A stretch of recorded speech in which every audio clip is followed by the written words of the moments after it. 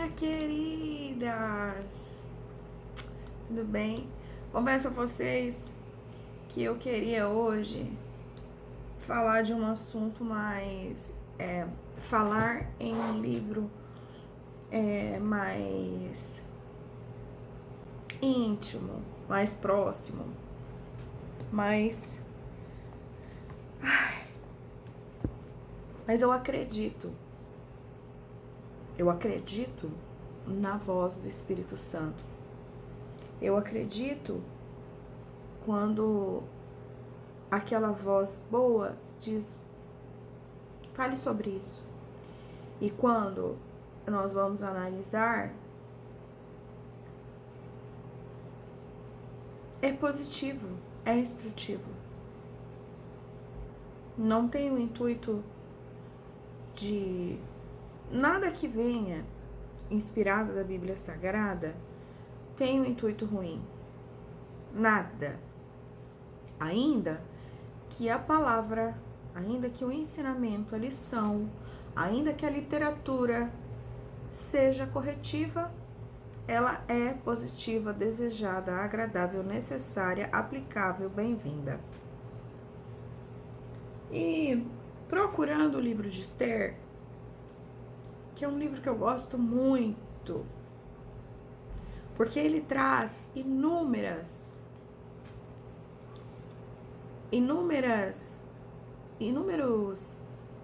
dicas, né, para o nosso dia a dia, porque a Bíblia é isso, tá? A Bíblia são dicas para o dia a dia, para mim, para você, para nos ajudar na evolução, no processo da evolução, né, pra gente se consertar enquanto ser humano, porque a gente precisa. É óbvio que a gente leva um tempo para reconhecer isso, para entender isso. Mas quando essa ficha vira, essa chave vira, um dos melhores livros para a gente buscar o norte é a Bíblia Sagrada. Obviamente existem outros inspirados nela, né? Ou de outras pessoas inspiradas por Deus e escreveram outros livros. Tem outras artes também que ensinam e inspiram, né? A própria arte em si, a pintura, a tela, né? Ela traz mensagens subliminares que ensinam muito, que nos fazem aguçar a nossa intelectualidade quando você está apreciando uma tela, ainda mais quando se trata do abstracionismo, para você entender as suas emoções interiores. O artista abstracionista, ele cavuca dentro da gente sentimentos que nem a gente conhece. Vai dizer que você nunca olhou uma tela abstrata, uma figura abstrata? O que é uma figura abstrata? Aquela que não tem uma definição, não tem um contorno retilíneo, né? Ele é abstrato, ele é uma figura, ele é uma beleza sem explicação, ele é arte. E aí você olhou aquela figura e você viu uma borboleta, vai, você viu. Aí vem outra pessoa, olha e fala, nossa, é um guarda-roupa. É um abstrato, cada um tem uma visão, não é? Não tem uma precisão. É arte. Tá, mas não tem nada a ver com isso aqui. Procurando o livro de Esther, passeando pela Bíblia, eu passei por Neemias. É um livro relativamente pequeno, de poucos capítulos.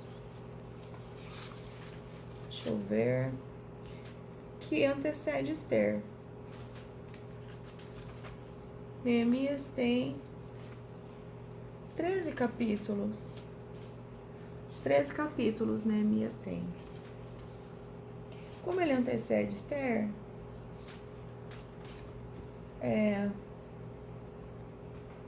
aqui, ó, olha, dá uma lida. Oração de Neemias, a oração. Tem muitos modelos de oração na Bíblia. Muitos modelos. Tem os hinos da harpa, são orações, são embasados na Bíblia. Muitos hinos cristãos, católicos, né? Muitas músicas cristãs são inspiradas na Bíblia. Conforme eu aprendi na minha igreja, pelo meu pastor, eu vou dar a dica para vocês, tá?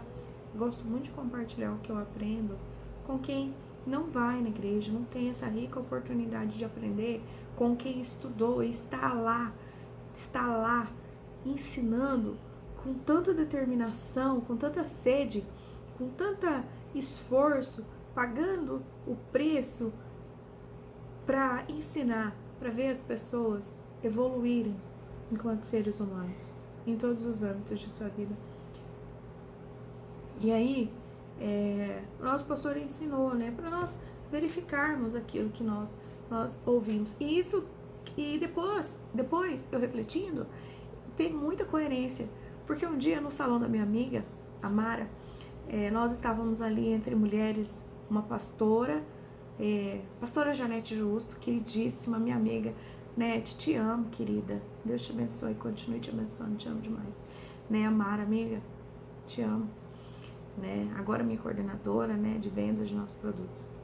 E aí, nós conversando e eu aí servindo, né, porque gosto muito de servir, eu sou uma ótima serva, né, quando o salão da Mara enche muito, ela me convoca, né, para a equipe dela, para a equipe de apoio, né, e eu estava ali aí servindo, né, limpando ali o banheiro, limpando o chão, servindo um cafezinho para a pastora Janete, para minha amiga, né, que estava fazendo o cabelo dela, né, e limpando ali, varrendo o salão, e nós falando acerca de louvores, né, nós ali ouvimos muito música, né, muito louvor, e aí a Damares estava cantando, e aí eu sou fã de carteirinha da Damares, né, daquela voz de trovão que ela tem, da história dela, e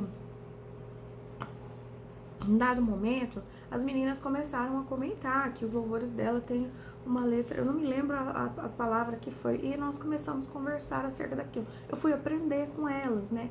Porque são letras que, às vezes, elas são mais desabafos do que propriamente um convite a relacionamento com Jesus, né?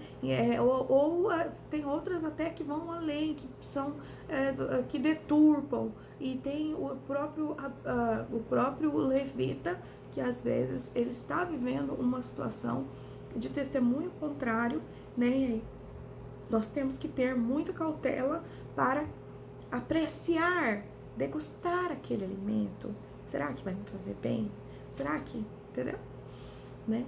E aí, então, na Bíblia nós vamos encontrar muitas orações e nós vamos encontrar no nosso dia a dia em músicas, louvores, hinos, embasamento bíblico, tá? Se isso te ajudar, tá? Porque às vezes você tá sem força para orar, às vezes você tá sem força para jejuar, então você vai lá e coloca um louvor, mas então você aguenta mais um pouquinho, puxa uma forcinha lá e verifica a letra desse louvor, a fonte, quem canta, como está a vida dessa irmã,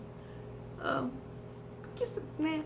Senhor, não importa também, Senhor, esta canção, esta letra fala comigo, eu a tenho como uma oração, consagro a Ti, entrego a Ti, e que retorne a mim com a Tua unção. Pronto, apresentou para Deus, consagrou, santificou.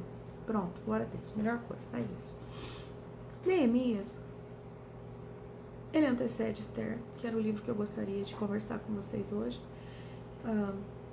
Por alguma razão o Senhor me direcionou para ele e eu aceitei o desafio, vamos lá. Eu não tenho curso de teologia, né? Eu vou aqui por alguma habilidade de interpretação da língua portuguesa que me foi dada por Deus, né? E da oratória. Obviamente, eu irei errar, peço que desconsidere, mas que o objetivo crucial, que é compartilhar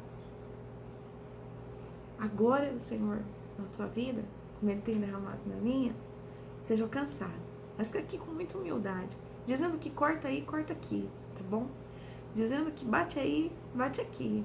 Dizendo que afaga aí, afaga aqui.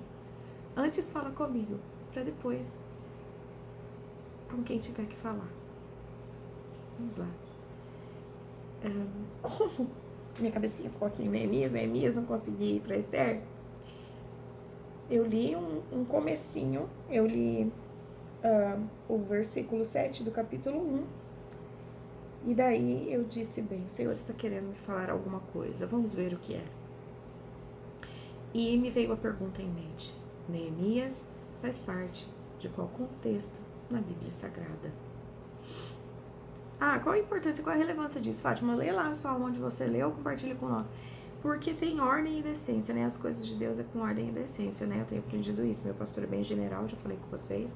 E eu gosto muito disso, porque ele tá nos conduzindo por bom caminho, né? E a gente sabe que o bom caminho, ele é estreito, tá? Ele é estreito, ele é pedregoso, não é nada assim, não. Então tá bom, meu pai dizia que remédio ruim que é bom, que sai. Então glória a Deus, pastor, pela tua vida, viu?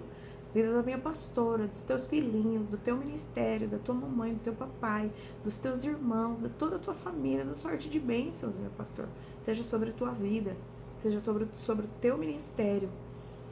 Toda a guarda celestial esteja sobre a tua vida, teu trabalho, teus clientes, teus fornecedores, as paredes do teu trabalho, teu carro, teus sonhos, teus projetos, tuas dores, tuas lágrimas. Querido pastor, sinta-se abraçado nessa manhã pelo Espírito Santo de Deus e por toda a tua membrazia, qual o Senhor cuida. Neemias faz parte de qual contexto na Bíblia Sagrada? Neemias faz parte do contexto do pós-exílio na Bíblia Sagrada. Ele aparece principalmente no livro de Neemias, que está no Antigo Testamento. Contexto histórico e bíblico de Neemias. Que período? Aproximadamente no século V a.C., depois que o povo de Judá foi levado cativo para a Babilônia e posteriormente liberado pelos persas para retornar a Jerusalém. A situação do povo era a seguinte: Jerusalém e o templo haviam sido destruídos. Parte do povo já havia retornado com Zorobabel e Esdras, mas a cidade ainda estava vulnerável e com os muros derrubados. Função de Neemias. Ele era o copeiro do rei. Ele era o copeiro do rei. Ele era o copeiro do rei. Preste atenção nessa palavra, copeiro. Preste atenção nessa palavra, copeiro do rei. Do rei persa, Artaxerxes. Ou Artaxerxes, também não é errado. Uma posição de confiança no Império Persa. Qual que era a missão dele? Nessa missão de copeiro do rei Artaxerxes no Império Persa, Império esse que destruiu o povo de Deus, Jerusalém. Neemias pediu permissão ao rei para voltar a Jerusalém e reconstruir os muros da cidade. Além disso, liderou reformas espirituais e sociais para restaurar a aliança do povo com Deus. Eu acho que aqui está suficiente. Por quê? Quando eu vi essa palavra copeiro, que se refere a servo, que se refere a alguém que está para servir, seja o povo, seja uma grande autoridade, ele só quer servir. Eu fui perguntar para o GPT, para ele converter hoje o copeiro do tempo bíblico. E o copeiro, no tempo bíblico, não era apenas alguém que servia vinho ou bebidas ao rei. Ele tinha uma função de extrema confiança e responsabilidade, o copeiro. Ele servia bebida e garantia que não estava envenenada. Ele cuidava do rei. E estava sempre próximo ao rei, tendo acesso direto a ele. Ele cuidava do rei. Muitas vezes atuava, estou falando de um rei humano, tá? Não estou falando do rei todo-poderoso, estou falando de um rei humano, tá bom? Estou falando da relação servo e patrão humanos, tá bom? Estou falando de uma relação humana, da nossa servidão com o nosso superior humano, tá bom? Que fique bem claro, humano. Estava sempre próximo ao rei, tendo acesso direto a ele. Muitas vezes atuava como um conselheiro de confiança, pois ouvia assuntos importantes do reino. Precisava ser discreto, leal e confiável. Convertendo para os dias atuais, a função de Neemias copeiro do rei Artaxerxes, poderia se comparar a cargos como o cargo de copeiro, convertendo para os dias atuais. Hoje, o copeiro, ele seria facilmente um assessor especial ou chefe de gabinete, uma autoridade que está sempre próximo e participa de decisões importantes. Assistente pessoal de alto nível, executivo assistente de presidentes, governadores ou grandes empresários, chefe de segurança ou responsável de confiança, garantindo a proteção física, como a comida, bebidas seguras e a integridade de seu líder e sua família, obviamente. Ou seja, não era um simples garçom. Neemias tinha um papel estratégico, próximo ao poder e com grande influência.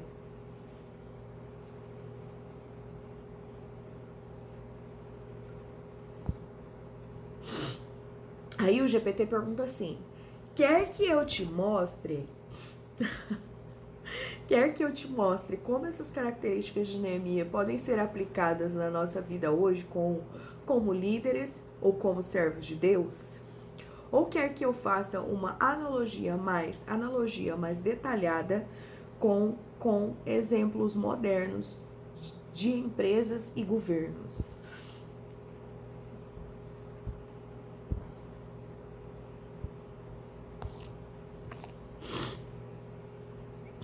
Quer que eu te mostre essas características de Neemias podem ser aplicadas na nossa vida hoje?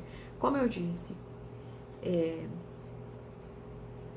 aqui o objetivo é falar da relação de servidão, de servo e senhor humanos, tá?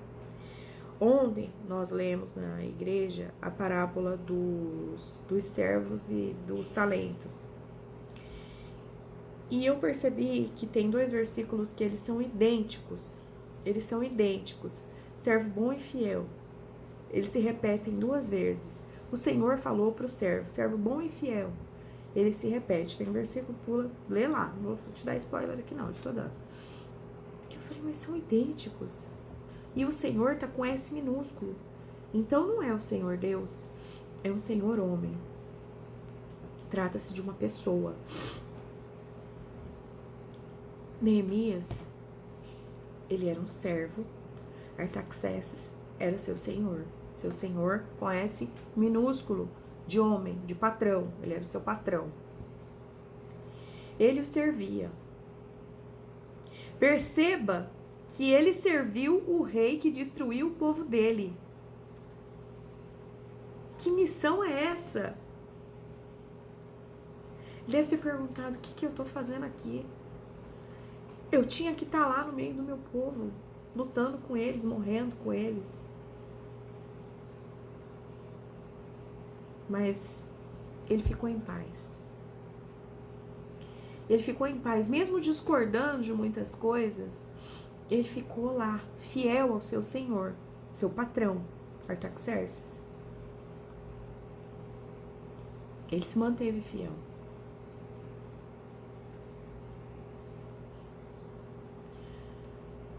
A fidelidade de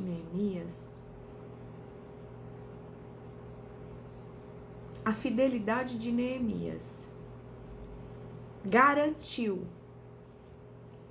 que ao final daquele extermínio, aonde o povo de Israel retornava, o povo de Jerusalém retornava derrotado, a conduta dele de estar num lugar de confiança lhe permitiu, com sabedoria e coragem, interceder pelo seu povo quando ele pede permissão ao rei para voltar a Jerusalém e reconstruir os muros da cidade.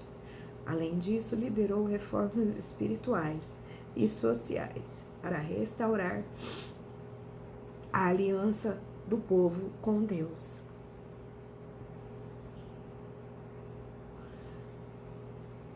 Ele era cristão. Ele esteve por um período servindo a um rei não cristão. Rei este que prejudicou por demais o povo dele. Mas no tempo que o Senhor lhe sinalizou, ele usou da sua função, da sua relação próxima. É óbvio que com a devida formalidade, porque nós podemos ser próximos da autoridade que nós servimos com muito respeito e formalidade e reverência, porque nos mantermos no nosso lugar garante a boa saúde desta relação. Garante que o Senhor vai nos resguardar, tanto o servo quanto o Senhor humano, o patrão, tanto o empregado quanto o patrão. Ele serviu durante um período um patrão ruim, de uma ação ruim, mas ele foi profissional, ele teve ética. Ele poderia ter sido um bode expiatório para o povo de Jerusalém e ter derrubado Artaxerxes, de repente, quem sabe. Mas não foi esse o chamado dele. O chamado dele era assistir dolorosamente e depois ser levantado como um líder espiritual e social para restaurar a aliança do povo com Deus. É uma tolice nós estarmos em alguns ambientes querendo o lugar do outro. Cada um de nós temos a nossa missão. Na nossa empresa, a nossa coordenadora é a nossa coordenadora. Ela batalhou para estar ali. Nós somos da limpeza, nós limpamos o chão que ela pisa, glória a Deus por isso. Vamos limpar aquele chão fazendo a melhor forma possível.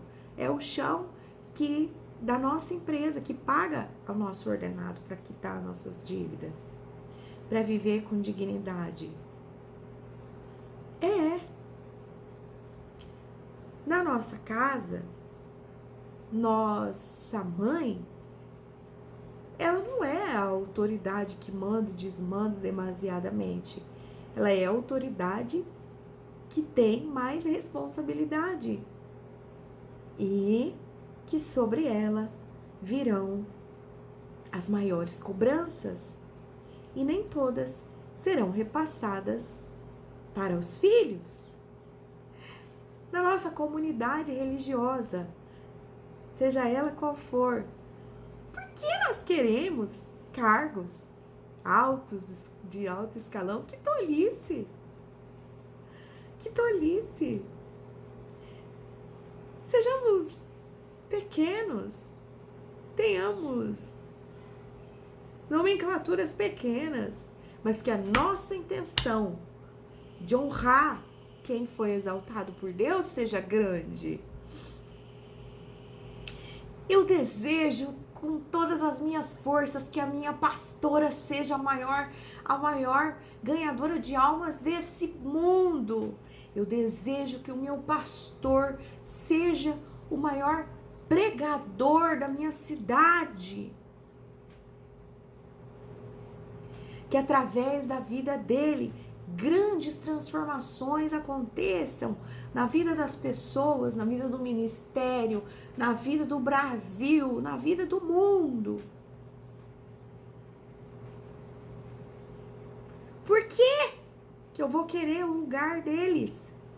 Por que eu vou querer estar aqui pareado com eles? Pra quê? É só pancada. Cabeça, a jaca cai, tum, é na cabeça. A jaca cai é na cabeça. Depois que ela resvala no ombro, aí faz assim, pega na mão. Entendeu? Primeiro, é na cabeça. É o cabeça que sofre. Não são os membros. Sim, a cabeça precisa.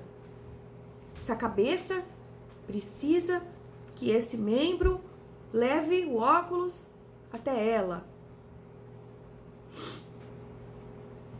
Mas eu conheço um monte de gente na internet mutilada. Não tem braço, não tem mão, não tem perna. É só aqui, ó, só o tronco. Vai comer, escreve. Aqui, ó. Pega aqui.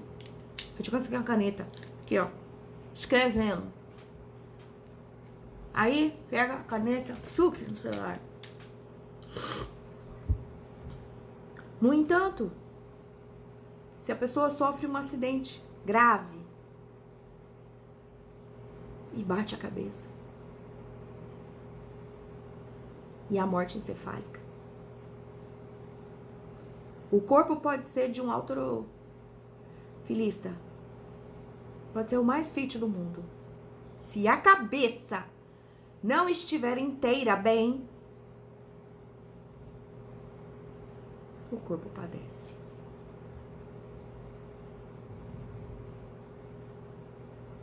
Por que é tão difícil nós apoiarmos os cabeças? E quando eu digo apoiar, não é ser puxa-saco. Não é ser... Não. É você orar para que aquele ministério se desenvolva conforme a vontade do Senhor. Senhor, o Senhor o escolheu. Então o Senhor está o capacitando. O Senhor me escolheu para apoiá-lo, me capacite também. Para que eu seja um apoiador de valor. Só isso. Melhor nomenclatura do servo. Servo, apoiador, auxiliar, assistente, tá ótimo. Tá ótimo. Tá ótimo. Ai, minha igreja não tinha pastor, agora chegou o pastor, saiu o outro. Ai, não sei o que eu faço agora, porque tá... Que é isso? Palhaçada é essa?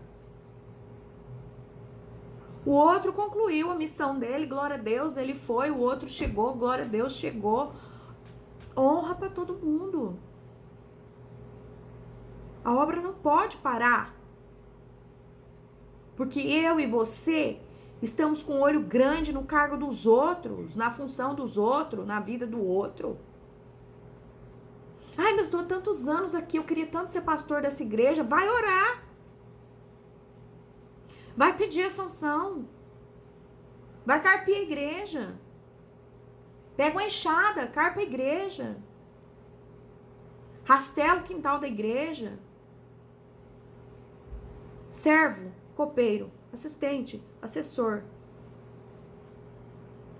É aquele que bebia o vinho antes de dar para o rei. Ou seja, ele dava sua vida para o seu patrão.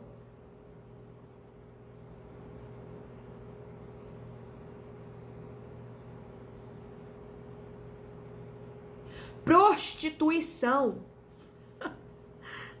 De eu conversando com a irmã, ela falou, prostituição não é só o homem e a mulher deitar, ser casado, não, na traição, não. É eu usufruir de um serviço, um produto, do amor de alguém, sem contração de núpcias, e aí a pessoa me serviu, eu viro as costas e vou embora. Nós temos sido prostitutos dentro da igreja. E não é porque tá deitando com quem seja.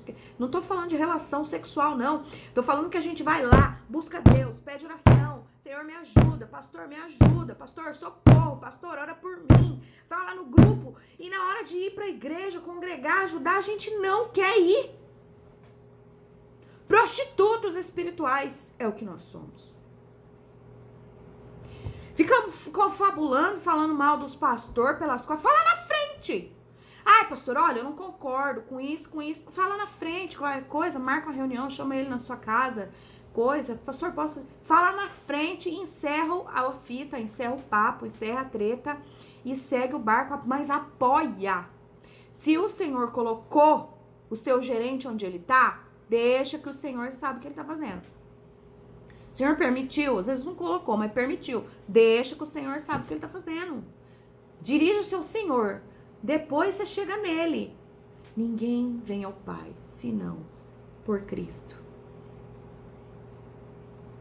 Nós não vamos passar direto se nós não tivermos um bom relacionamento com o nosso líder. Seja qual for a instituição. Instituição familiar tem um líder, respeite. Instituição religiosa tem um líder, honre, respeite, honre, respeite, honre, respeite. Instituição profissional tem um líder, honre, respeite, honre, respeite. Quando eu disse que corta pra ir, corta pra cá, é porque eu também sou abençoada. Oxi. Sim. Sim, porque a gente tem mania de achar eu faria melhor. É muito fácil chegar e apontar. Vai lá. Vai lá trabalhar, cuidar de casa, cuidar da família. Aí sentar, meu Deus, tem que pagar a água da igreja, a luz da igreja, tem que a parcela da igreja. Meu Deus, tem que preparar a palavra. Meu Deus, tem que levar no médico. Tenho que orar por mim. Não é assim? Aí a amiga que é empresária. Ai, vamos falar mal dela, né? Porque ela é bem sucedida. Ah, mas é mais fácil pra você, porque você é casada. Minha vida, ai, coitadinha de mim, eu não tenho marido. Você e eu não temos marido porque nós não quer, porque nós é rixosa, nós não aguenta, o homem não aguenta nós, e esse não é nosso ministério, nós temos que focar em outra coisa. Quem disse que pra quem é casada é fácil? Hã? Quem disse que é fácil ser casada? Quem te falou essa mentira? Quem te falou que ser casada é fácil? Se fosse, nós estava. Se fosse casada era fácil, nós estava casada. Então, vamos parar com as desculpas? Eu e você? Vamos parar com as desculpas? Vamos parar de fazer só aquilo que é confortável, que está dentro da nossa zona de conforto. Vamos ter misericórdia do outro, do nosso líder. O Senhor levanta líderes. O Senhor levanta líderes para a organização do povo. Se o povo for inteligente,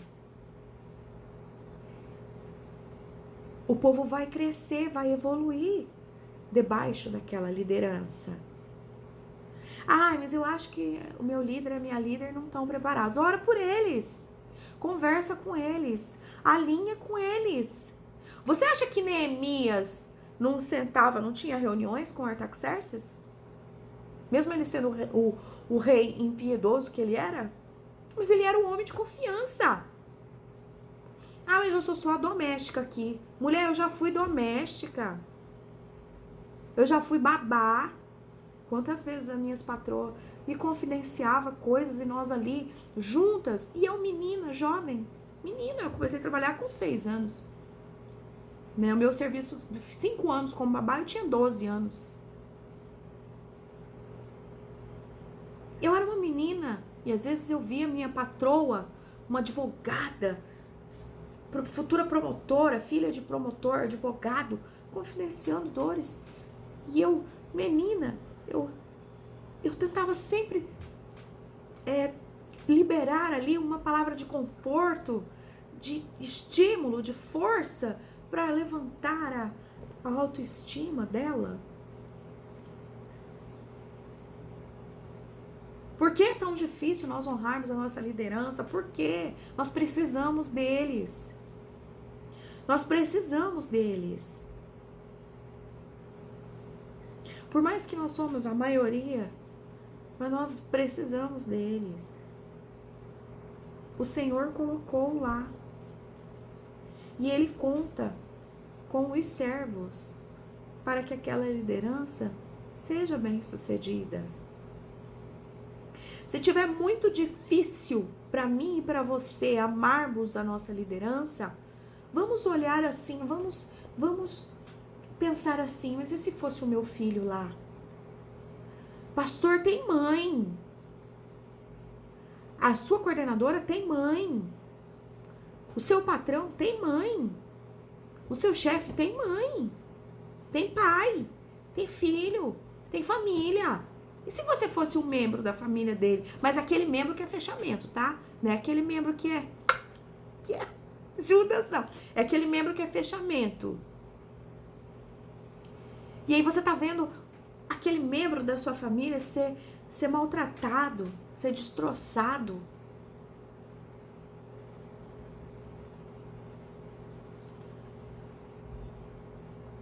Você tá vendo ele se esforçar, ele sendo acusado, destruído.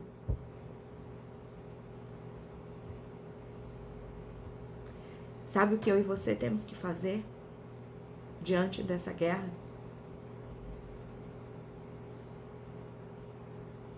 Senhor, nos dê permissão para voltar a Jerusalém, reconstruir os muros da cidade, liderar reformas espirituais e sociais para restaurar a aliança do povo com Deus. Apenas isso. Depois da batalha, depois da guerra, os que sobreviveram, os que sobreviveram, encontrarão cada um a sua função. Qual batalha está acontecendo aí? É o do esfriamento? É a batalha do esfriamento?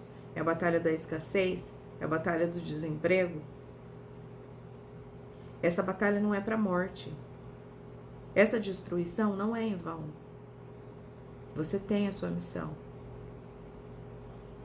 E ela será bem sucedida. Quando eu e você aprendermos a honrar a nossa liderança.